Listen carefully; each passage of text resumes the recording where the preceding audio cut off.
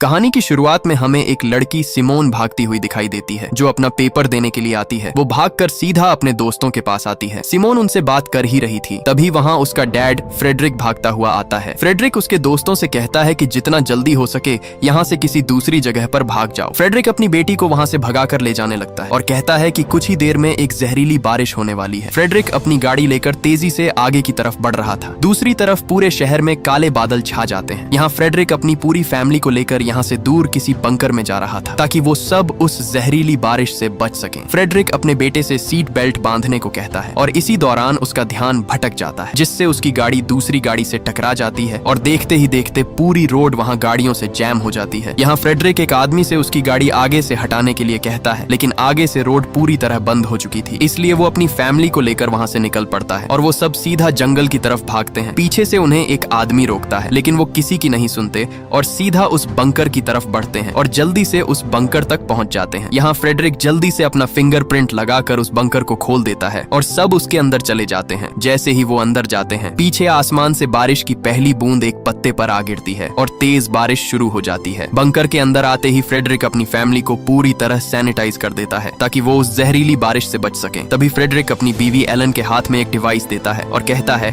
कि इस डिवाइस में बंकर से जुड़ी सब मालूमात है। तभी फ्रेडरिक एक सूट पहनकर बाहर जाने के लिए तैयार हो जाता है। जाने से पहले फ्रेडरिक अपनी बेटी सिमोन से कहता है कि मुझे हर हाल में बाहर जाना होगा क्योंकि मैं ही इस जहरीली बारिश को रोक सकता हूँ और अगर इसको रोका ना गया तो कोई भी जिंदा नहीं बचेगा। लेकिन आगे से सिमोन उसे बाहर जाने से मना करती है, लेकिन फ्रेडरिक उसे कहता है कि मैं वादा करता हूँ हर हाल में वापस आऊंगा। वो उसे अपने भाई का ख्याल रखने के लिए कहता है और वहाँ से चला जाता है। उसके जाते ही सिमोन अपने मोबाइल पर देखती है तो वहाँ उसके दोस्त भी मुसीबत में थे क्योंकि उसके दोस्तों के माँ बाप भी उस जहरीली बारिश की वजह से मारे जा चुके थे। ये देखकर वो बहुत घबरा जाती है। इधर एलन बच्चों के लिए चॉकलेट बना रही थी, लेकिन उसके चेहरे और कांपते हुए हाथों से साफ पता चल रहा था कि उसके अंदर भी खौफ बढ़ता जा रहा था। इसी दौरान उस बंकर का दरवाजा जोर जोर से कोई पीटने लगता है। यहाँ एलन उन्हें मना करती है और बताती है कि अगर तुम्हारे डैड होते तो वो खुद अपना फिंगरप्रिंट लगाकर अंदर आ जाते, इसलिए वो उन्हें उस आवाज को नजरअंदाज करने के लिए कहती है। लेकिन आगे से सिमोन अपनी माँ से कहती है कि हमें देखना चाहिए, क्या पता वो हमारे डैड ही हों। इसलिए वो तुरंत आकर उस बंकर का दरवाजा खोल देती है और उसके सामने वही आदमी खड़ा हुआ था जो पहले उन्हें जंगल के अंदर जाने से रोक रहा था। वो आदमी उस बारिश में पूरी तरह भीगकर इन्फेक्टेड हो चुका था और इसी दौरान वो सिमोन के भाई को पकड़कर बाहर खींचता है, लेकिन तभी एलन वहां भागकर उस आदमी पर कूद जाती है और इसी दौरान उस जहरीली बारिश की वजह से वो वहां तड़पने लगती है। वो दोनों को जल्दी अंदर जाने के लिए कहती है, इसलिए सिमोन तुरंत उस बंकर का दरवाजा बंद कर देती है। अपनी माँ को मरते देखकर वो वहां फूट फूट कर रोने लगते हैं क्योंकि अब उनकी माँ उनके बीच नहीं रही। तभी सिमोन अपने डैड को कॉल करती है, लेकिन उसका डैड उसकी कॉल नहीं उठा रहा था, मतलब वो भी किसी खतरे में है। इसके बाद वो अपने भाई को रात के लिए सुला देती है। अगले दिन सिमोन का भाई वही डिवाइस देखता है जो उसके डैड ने उसकी माँ को दी थी। जब सिमोन उसे देखती है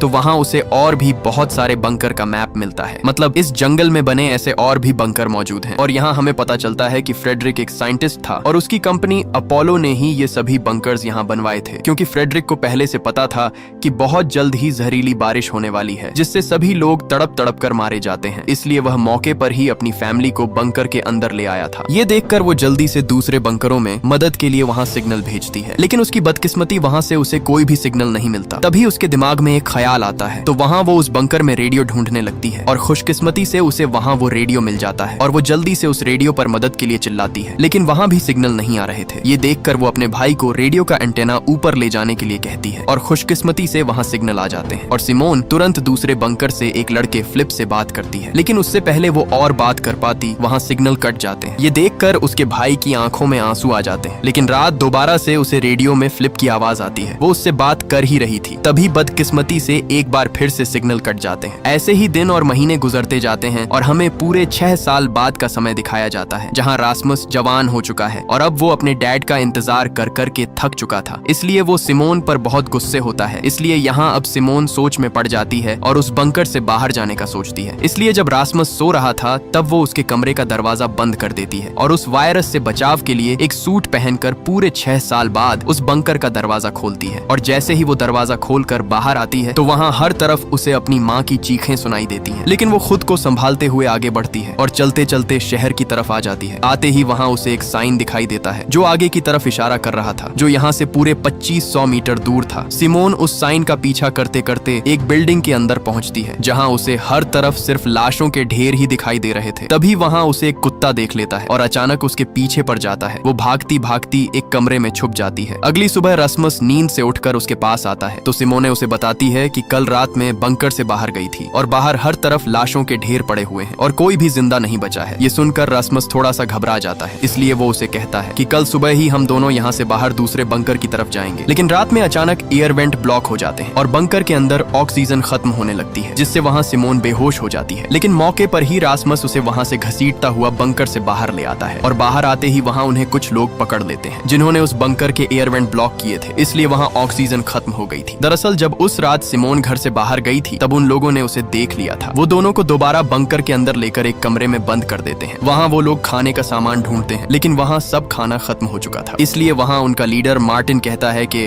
उन दोनों को यहीं अकेला सड़ने के लिए छोड़ दो और फिर सब वहाँ से जाने लगते हैं। लेकिन तभी सिमोन वहाँ उसे आवाज लगाती है और उसे बताती है कि मुझे ऐसे और भी बंकरों के बारे में पता है, लेकिन उनकी लोकेशन सिर्फ और सिर्फ मुझे ही पता है और उन बंकरों में ढेर सारा खाना पड़ा हुआ है। ये सुनकर मार्टिन सोच में पड़ जाता है और उन दोनों को अपने ग्रुप में शामिल कर लेता है। इसके बाद वो सब वहाँ से आगे बढ़ते हैं और थक हार कर वो एक जगह पर आराम करते हैं। यहाँ मार्टिन सिमोन को बताता है कि शायद हम ही इस दुनिया में अकेले बचे हैं, क्योंकि बाहर पूरी दुनिया उस जहरीली बारिश की वजह से तबाह हो चुकी है और जो लोग बचे हैं वो एक दूसरे को मार रहे हैं क्योंकि सब खाना खत्म होता जा रहा है। इसलिए मैं वहाँ खाना ढूंढने के लिए आया था और मुझे मजबूरन तुम्हें बंदी बनाना पड़ा। इसके बाद सीन कट होता है और हमें मार्टिन दिखाया जाता है क्योंकि वह सोल्जर था। वहाँ उसे एक औरत को मारने का कहा गया था जो उस बारिश से इन्फेक्टेड हो चुकी थी, लेकिन मार्टिन उस औरत के हाथ में बच्चा देखकर उस पर शूट नहीं कर पाता और उस इन्फेक्टेड औरत की वजह से उसके सारे साथी उस वायरस की चपेट में आ गए और उस औरत के साथ साथ सब मारे जाते हैं। लेकिन वह मौके पर अपनी जान बचाकर वहाँ से भाग निकला था। इसके बाद सीन प्रेजेंट में आता है जहाँ वे सब दूसरे बंकर्स की तरफ बढ़ रहे थे, लेकिन तभी वहाँ मार्टिन को कुछ शिकारी दिखाई देते हैं जिसे देखकर वह तुरंत नीचे छुप जाते हैं। वो शिकारी अपना ड्रोन वहाँ उड़ाते हैं और अचानक उन्हें एक लड़की भागती हुई दिखाई देती है। वो उसे पकड़ने के लिए उसके पीछे भागते हैं। इसी का फायदा उठाकर मार्टिन सबको वहाँ से जाने के लिए कहता है, लेकिन सिमोन उसे मना कर देती है और कहती है कि हमें उस लड़की की जान बचानी चाहिए। इसलिए न चाहते हुए भी वो सब उसे बचाने के लिए भागते हैं और कुछ ही आगे जाने पर उन्हें वो लड़की उस बारिश के गंदे पानी में फंसी हुई मिलती है जो अब इन्फेक्टेड हो चुकी थी। इसलिए मार्टिन मौके पर ही उसे गोली से मार डालता है और वो वहाँ से आगे जाने लगते हैं। कुछ ही आगे जाकर वो एक बिल्डिंग के पास पहुँचते हैं। वहाँ आते ही उन्हें हर तरफ लाशों के ढेर दिखाई देते हैं। उस बिल्डिंग के अंदर आते ही वो सब वहाँ खिड़कियां और दरवाजों को मजबूती से बंद करने लगते हैं ताकि रात उन पर कोई भी बाहर से हमला न कर सके। उन्हें खुशकिस्मती से उस बिल्डिंग में पीने का साफ पानी भी मिल जाता है, इसलिए वो रात वहीं गुजारने का फैसला करते हैं। सुबह होते ही वो दोबारा से अपना सफर शुरू कर देते हैं और कुछ ही आगे आकर रास्मस का पैर उस जहरीली बारिश के पानी में धंस जाता है। जब मार्टिन को ये पता लगता है तो वो सबको उससे दूर रहने के लिए कहता है क्योंकि वो भी अब इन्फेक्टेड होने वाला था और तभी मार्टिन उसे शूट करने ही वाला था। वहाँ उसके सामने सिमोने आ जाती है और उसे गोली चलाने से मना करती है क्योंकि वो अपने भाई को खोना नहीं चाहती थी। लेकिन जब वहाँ एक लड़की बेट्राइस उसके जूते चेक करती है तो वो जूते वाटरप्रूफ थे और पानी ने उसके पैरों को जरा भी नहीं छुआ, इसलिए वो बच जाता है और वो सब दोबारा आगे की तरफ बढ़ते हैं और कुछ ही आगे आने पर उन्हें वो दूसरा बंकर मिल जाता है। यहाँ सिमोन जल्दी से अपना फिंगरप्रिंट लगाकर उस दरवाजे को खोल देती है। जैसे ही वे अंदर जाते हैं तो वहाँ उन्हें खाने का ढेर सारा सामान मिल जाता है जिससे वे सब कई दिनों के बाद अपना पेट भरते हैं। इधर सिमोन को एक मोबाइल मिलता है जहाँ उसे फ्रेडरिक के बॉस की एक वीडियो मिलती है। उसमें उसका बॉस उसे इमरजेंसी में स्वीडन आने के लिए कह रहा था। वो ये भी बताता है कि तुम ही सिर्फ एक ऐसे इंसान हो जो इस जहरीली बारिश को रोक सकते हो। इसीलिए सिमोन वो वीडियो मार्टिन को दिखाती है और कहती है कि हो ना हो मेरे डैड जरूर स्वीडन में ही होंगे। वो मार्टिन से कहती है कि हमें आज ही स्वीडन चलना चाहिए, लेकिन मार्टिन उसे साफ साफ मना कर देता है और बताता है कि मुझे नहीं लगता कि वहाँ कोई जिंदा होगा क्योंकि हमारे अलावा यहाँ कोई भी नहीं बच पाया। इसलिए वो वहाँ से चला जाता है। लेकिन सिमोन को अभी भी अपने डैड की फिक्र थी, इसलिए वो दोनों बहन भाई उसी दिन वहाँ से आगे की तरफ निकल पड़ते हैं। इधर बिएट्रिस और उसकी दोस्त आकर सिमोन और रास्मस के बारे में पूछती हैं। आगे से मार्टिन उनसे कहता है कि वो दोनों स्वीडन अपने डैड को ढूंढने के लिए निकल गए। ये सुनकर वो दोनों भी मार्टिन को अकेला छोड़कर वहाँ से चले जाते हैं और उन्हें ढूंढने के लिए आगे बढ़ते हैं। कुछ ही आगे आकर वो सिमोन और उसके भाई रास्मस दोनों को ढूंढ लेते हैं। इधर मार्टिन और पैट्रिक ही सिर्फ उस बंकर में अकेले रह जाते हैं, इसलिए मार्टिन बहुत गुस्से में होता है। यहाँ सब दोस्त एक बार फिर से आगे बढ़ते हैं और एक बिल्डिंग में अपना पेट भर के खाना खाते हैं। वो खाना खाकर बैठे ही थे तभी वहाँ वो शिकारी आ जाते हैं, जिसे देखकर वो सब वहाँ से उल्टे पैर भाग निकलते हैं। लेकिन इधर भागते समय सिमोन बाकी दोस्तों से बिछड़ गई थी। वो उन्हें ढूंढते ढूंढते एक जगह आ पहुँचती है जहाँ उसे एक बच्चा खड़ा दिखाई देता है। लेकिन तभी उसे आसमान पर घने काले बादल बढ़ते हुए दिखाई देते हैं, इसीलिए वो उस बच्चे को लेकर वहाँ से भाग जाती है। वो बच्चा वहाँ भूख खत्म करने के लिए गोलियां लेने लगता है, लेकिन तभी सिमोन उसे कुछ खाना दे देती है और इसी दौरान उस बच्चे का बाप वहाँ आ जाता है और वो सिमोन को शिकारी समझकर अपना बच्चा लेकर वहाँ से चला जाता है। और जैसे ही वो बाहर आता है वहाँ उसे वो शिकारी घेर लेते हैं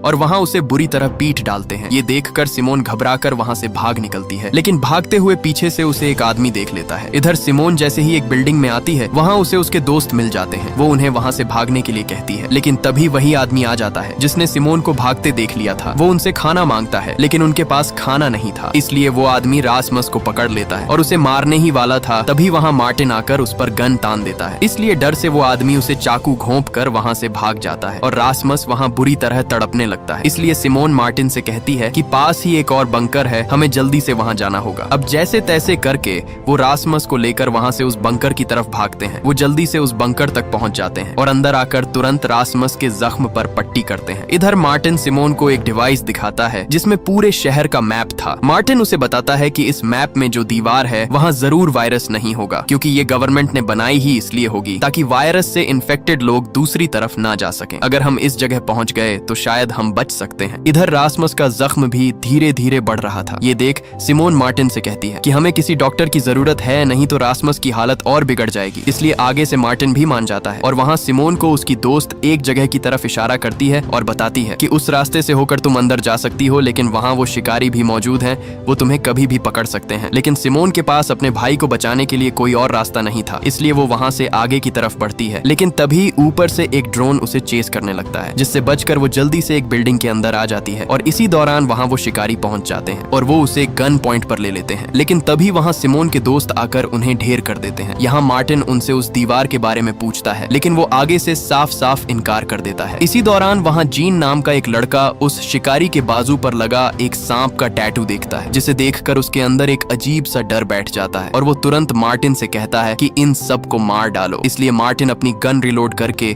उन्हें वहीं पर मार डालता है और वो सब रासमस को वहाँ से लेकर उसी डॉक्टर की तरफ बढ़ते हैं। वो आगे बढ़ ही रहे थे, तभी वहाँ जीन के दिमाग में उसी टैटू के बारे में ख्याल आता है। इसी के साथ सीन फ्लैशबैक में जाता है, जहाँ जीन एक घर पर रह रहा था। वहाँ 3 लोग थे, जिनमें एक छोटी लड़की और उसकी माँ और पिता थे। क्योंकि जीन की माँ और पिता उस वायरस से मारे गए थे, इसलिए उसे एक घर में पनाह मिल गई थी। एक दिन जब जीन उस घर में काम कर रहा था, तभी वहाँ शिकारियों की एक गाड़ी आती है। तब वो उस लड़की का बाप जाकर बाहर देखता है, तो वो शिकारी उससे कोई बात पूछते हैं, लेकिन वो आगे से मना कर देता है और बात ना बताने पर वो उसे वहीं पर गोली मार डालते हैं। इधर जीन भी उन्हें एक सुराख से देख रहा था। तभी वहाँ उसे वही आदमी दिखाई देता है जिसके हाथ में सांप वाला टैटू छपा हुआ था। ये देखकर जीन उस लड़की का मुंह जोर से दबाकर बंद कर देता है ताकि उसकी आवाज वो शिकारी न सुन ले। इसी दौरान वो शिकारी उस लड़की की माँ को भी पकड़कर वहाँ से ले जाते हैं। जब वो चले जाते हैं तब जीन उस लड़की के मुंह से हाथ हटा देता है, लेकिन जब वो देखता है तो वहाँ वो लड़की अपना दम तोड़ चुकी थी। ये देखकर जीन अंदर से पूरी तरह टूट जाता है। इसके बाद सीन प्रेजेंट में आता है, जहाँ वे सब एक जगह पर पहुँचते हैं। वहाँ वे ड्रोन की मदद से उस डॉक्टर के घर का पता लगाते हैं और पता लगाकर वो उस डॉक्टर के घर तक पहुँच जाते हैं और तभी वो उस डॉक्टर के घर का दरवाजा खटखटाते हैं। तभी वो डॉक्टर बाहर निकलकर उन पर गन तान देती है, लेकिन जैसे तैसे करके सिमोन उसे शांत करती है और मौके पर ही मार्टिन उसे सब कुछ बता देता है कि उन्हें उसकी मदद की बहुत जरूरत है। इसलिए वो उनकी मदद के लिए तैयार हो जाती है और वो डॉक्टर रासमस के जख्म पर टांके लगा देती है। इसी दौरान वो उसे बताती है कि रासमस का जख्म अभी पूरी तरह ठीक नहीं हुआ, इसलिए हमें इसे टेटेनस का इंजेक्शन लगाना होगा। वो उनसे कहती है कि इंजेक्शन के लिए हमें एक बंकर में जाना होगा जो उसके घर के पास ही है। इसलिए वो तीनों उसी बंकर की तरफ बढ़ते हैं और आते ही सिमोन को वही बंकर दिखाई देता है जो उसके डैड की कंपनी अपोलो का था। डॉक्टर उसे बताती है कि मैं भी अपोलो कंपनी में काम करती थी, इसलिए मुझे भी यही बंकर दिया गया। अंदर आते ही वो डॉक्टर सिमोन के लिए एक इंजेक्शन तैयार करती है और उसे एक बेड पर बांध देती है। तभी वो डॉक्टर सिमोन को धक्का देकर उसे भी एक रस्सी से बांध देती है। वो उसे बताती है कि तुम्हारे ही डैड फ्रेडरिक की वजह से मेरी पूरी फैमिली जान से मर गई, यहाँ तक कि मेरे बच्चे भी उस बारिश की वजह से मारे गए। डॉक्टर उससे कहती है कि अगर तुम्हारे डैड वो एक्सपेरिमेंट न करते तो वो जहरीली बारिश न होती और आज मेरे बच्चे और मेरी फैमिली जिंदा होती। इधर बाकी दोस्त वहाँ उस डॉक्टर के घर से खाना ढूंढ रहे होते। तभी मार्टिन बाहर देखता है तो वही शिकारी आ चुके थे। यहाँ जब जीन देखता है तो बाहर वही शिकारी खड़ा था जिसके बाजू पर सांप का टैटू छपा हुआ था। इसे देखकर वह एकदम से चौंक जाता है, इसलिए वह एक गन उठाता है और बाहर आकर उस शिकारी को वहीं पर ढेर कर देता है, लेकिन तभी वहाँ उसे वो शिकारी आकर पकड़ लेते हैं। ये देख बाकी बच्चे दोस्त वहाँ से भाग निकलते हैं। इधर वो डॉक्टर रासमस को वो जहरीला इंजेक्शन लगाने ही वाली थी, तभी वहाँ पैट्रिक आकर उसे गोली मार देता है और मौके पर ही सब वहाँ से भाग निकलते हैं और दोबारा से अपना आगे का सफर शुरू करते हैं। और कुछ ही आगे आने पर उन्हें दूर एक घर दिखाई देता है जिसके अंदर लाइट जल रही थी, मतलब वहाँ कोई रह रहा है, इसलिए वो उसके पास आ जाते हैं। लेकिन तभी वहाँ एक आदमी उनके सामने आ जाता है। वो उन्हें अपने घर के अंदर रात गुजारने की इजाजत दे देता है, लेकिन उन्हें अपने हथियार बाहर ही रखने होंगे, इसलिए न चाहते हुए भी वो उस घर के अंदर चले जाते हैं। अंदर आते ही उनके सामने एक जैसे कपड़े पहने बहुत सारे लोग थे, जिसे देखकर उन्हें वहाँ कुछ अजीब सा लगता है। वो उन्हें रात गुजारने के लिए एक कमरा देते हैं जिसमें वो अपनी नींद पूरी करते हैं। और सुबह होते ही वहाँ एक औरत कैरेन उन्हें सुबह का नाश्ता करने के लिए कहती है और कई दिनों के बाद आज वो अपना पेट भरकर खाना खाते हैं। लेकिन हैरानी की बात ये कि इन लोगों के पास इतना खाना आया कहाँ से है। इसके बाद वहाँ उस घर के अंदर सिमोन रासमुस को एक डॉक्टर के पास ले आती है, क्योंकि उसका जख्म धीरे धीरे बढ़ता जा रहा था। वो डॉक्टर वहाँ एक इंजेक्शन निकालता है जो बिल्कुल वैसा ही था जो पहले उस डॉक्टर के पास था जो इन्हें मारना चाहती थी। इसलिए ये देखकर सिमोन उसे मना कर देती है और कहती है कि रासमुस को बेहोश किए बिना उसका इलाज करे। इसलिए वो डॉक्टर उस इंजेक्शन को साइड पर रख देता है और जब उस डॉक्टर का ध्यान रासमुस की तरफ जाता है तो मौके पर ही सिमोन वहाँ से एक इंजेक्शन को अपने पास छुपा लेती है। वो जल्दी से उन इंजेक्शन को चेक करने लगती है। चेक करते ही उसे पता चलता है कि ये अपोलो कंपनी के ही इंजेक्शन थे। रात को सब लोग खाना खा रहे थे, लेकिन इधर मार्टिन छुपकर पूरे घर की छानबीन कर रहा था। तभी वो एक फ्रिज को खोलता है तो वहाँ उसके सामने इंसान की कटी हुई बॉडी लटक रही थी, जिसे देखकर उसके पैरों तले जमीन ही खिसक जाती है। इधर वो आदमी सब दोस्तों को एक छोटा सा पैकेट देता है और सबसे कहता है कि अगर किसी के पैकेट में एक छोटा सा फूल आ गया तो उसको अपनी जान देनी होगी, मतलब यहाँ सब लोगों की भूख को मिटाने के लिए हम उसे काटने वाले हैं। ये सुनकर वो सब एकदम से चौंक जाते हैं। वो वहाँ से जाने की कोशिश करते हैं, लेकिन उन्हें फिर से बैठा दिया जाता है। तभी मौके पर मार्टिन आकर उस आदमी के मुंह पर मुक्का दे मारता है, लेकिन इसी दौरान वो डॉक्टर उसे गन पॉइंट पर ले लेता है। वो आदमी सबसे उनके पैकेट खोलने को कहता है। यहाँ धीरे धीरे सब अपना पैकेट खोलने लगते हैं, लेकिन आखिर में जब लीना अपना पैकेट खोलती है तो उसी के पैकेट से ही वो फूल निकल आता है, जिसे देखकर उसका होश ही उड़ जाता है। वो लोग वहाँ से उसे ले जाने लगते हैं, लेकिन तभी वही औरत कैरेन उसके हाथ से वो फूल ले लेती है और कहती है कि मैं इसे अपनी बेटी जैसा समझती हूँ, इसीलिए मैं नहीं चाहती कि ये हमारी खुराक बने। वो बताती है कि ली की जगह मैं खुद अपनी जान देने के लिए तैयार हूँ। ये सुनकर ली वहाँ रोने लगती है और वो औरत उसे आखिरी बार हाथ मिलाकर वहाँ से चली जाती है। इसके बाद वो सब वहाँ से जाने के लिए तैयार हो जाते हैं। तभी उस डॉक्टर से सिमोन अपने डैड फ्रेडरिक के बारे में पूछती है। आगे से डॉक्टर उसे बताता है कि हाँ, मैं ही फ्रेडरिक का असिस्टेंट था और इस वायरस के फैलने में मेरा और फ्रेडरिक दोनों का हाथ है। ये सुनकर सिमोन दुखी होकर वहाँ से चली जाती है, लेकिन तभी वहाँ वो आदमी उस डॉक्टर को भी अपने घर से जाने के लिए कह देता है। इधर सब लोग जंगल से आगे बढ़ ही रहे थे, तभी वहाँ वही डॉक्टर आ जाता है और एक इंजेक्शन दिखाकर कहता है कि इसी इंजेक्शन की वजह से वो जहरीली बारिश फैली और सब कुछ खत्म हो गया। तभी वो इंजेक्शन अपने गले में घोंप देता है, जिससे वो तड़पने लगता है, लेकिन तभी मार्टिन उसे गोली दे मारता है और उसका काम वहीं पर तमाम हो जाता है। रात वो एक खाली घर के अंदर गुजारते हैं और सुबह होते ही मार्टिन सिमोन को वही मैप दिखाता है जिसमें वो दीवार थी। वो उससे कहता है कि हमें किसी भी तरह करके वहां तक पहुंचना होगा,